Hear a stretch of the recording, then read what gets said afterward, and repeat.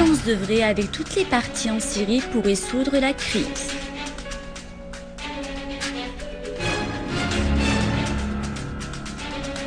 L'armée arabe syrienne poursuit son devoir national de lutte antiterroriste.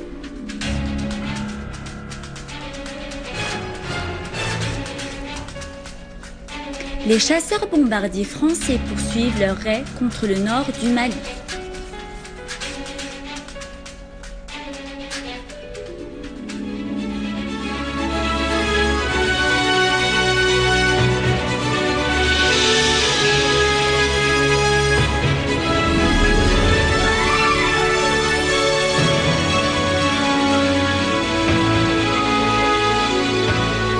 Mesdames et messieurs, bonsoir, voici notre journal.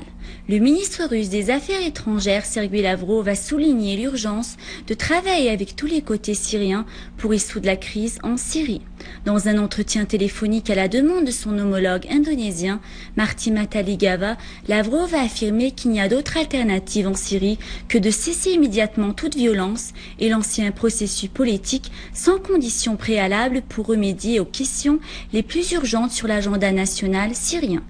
D'autre part, Lavrov a affirmé dans une conférence de presse tenue suite à sa rencontre avec son homologue ukrainien que l'exclusion du président Al-Assad du processus politique n'est pas une condition explicite dans le texte de l'entente de Genève.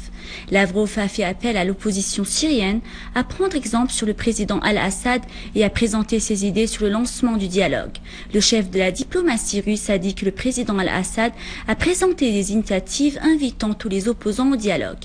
Ces initiatives sont effectives et si j'étais à la place de l'opposition syrienne, j'aurais présenté mes idées pour le lancement du dialogue, a-t-il affirmé.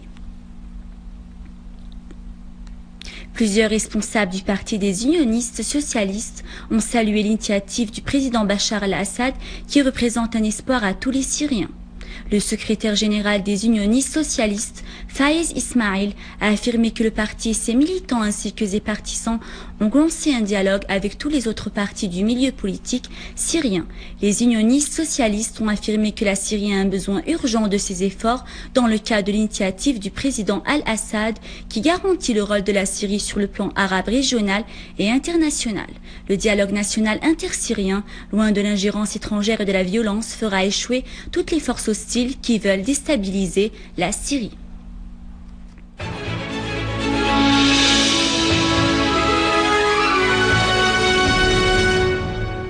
Un terroriste a été tué et 2 autres blessés dans l'explosion d'un atelier utilisé par les terroristes pour fabriquer des engins explosifs dans le quartier de Rukneddin à Damas. Une source officielle a déclaré que l'explosion a eu lieu lorsque les terroristes préparaient des engins pour les utiliser dans leurs opérations criminelles. Dans la région de Damas, des terroristes ont tiré depuis Daraya un projectile visant la localité de Ma'addamiye. Un immeuble de cette localité a été touché, ce qui a fait plusieurs victimes, dont des femmes et des enfants. Parallèlement, l'armée a infligé aux terroristes de lourdes pertes à Daraya et a libéré le secteur sud-ouest de la mosquée Al-Khoulani dans une périphérie de 400 mètres. À Deir ez-Zor, l'armée arabe syrienne a neutralisé un groupe terroriste armé.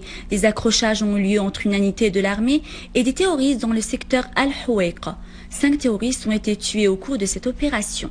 D'autre part, dans la campagne périphérique de la ville de Deir ez-Zor, l'armée a pourchassé 2 groupes terroristes dans les secteurs Al-Mleriye et Abu Khashab, faisant 5 autres tués parmi les terroristes.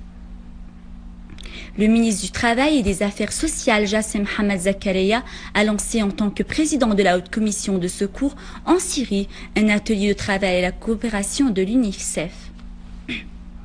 Cet atelier qui vise au développement du secours est consacré aux soins des familles victimes du terrorisme. Il vise aussi à cerner les demandes essentielles de ces catégories de population pour leur fournir l'aide fondamentale. Le ministre Zakaria a appelé toute la population à participer à une campagne nationale du secours qui constitue une responsabilité de solidarité sociale, éthique et humaine. Pour sa part, le ministre d'État des Affaires du Croissant-Rouge syrien, Joseph Souaed, a affirmé que la Haute Commission de secours a établi un plan détaillé pour coordonner tous les efforts d'aide sociale. La Haute Commission, a-t-il ajouté, se réunit en permanence pour suivre directement la situation sur le terrain et fournir les besoins alimentaires et sanitaires.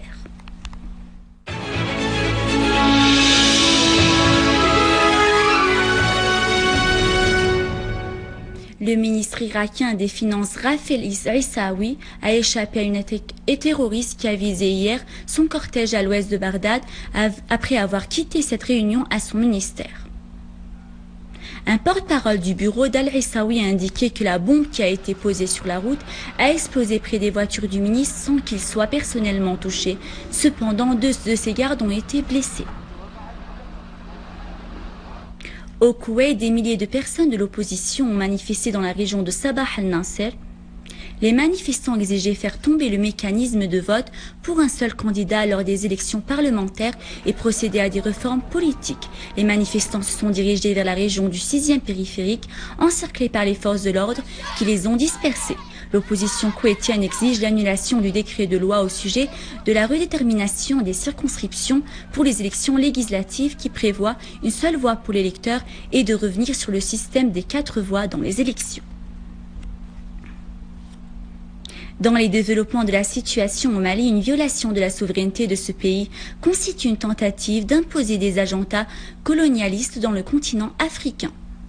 Ainsi, l'aviation française a mené des raids contre les bases extrémistes de la ville Gao et Paris a dépêché davantage de forces à la capitale Bamako en attendant d'une force des pays de l'Afrique de l'Ouest.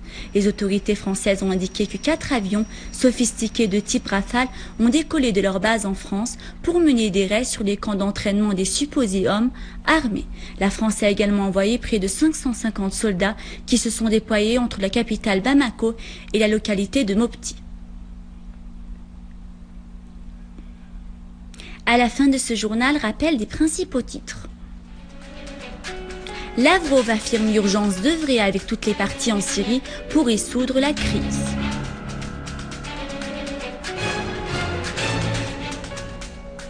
L'armée arabe syrienne poursuit son devoir national de lutte antiterroriste.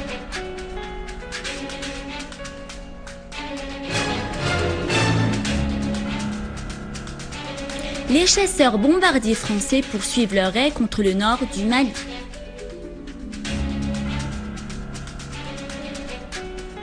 C'est ainsi que s'achève notre journal. Je vous remercie de nous avoir assistés en vous souhaitant une très belle soirée. Merci, au revoir.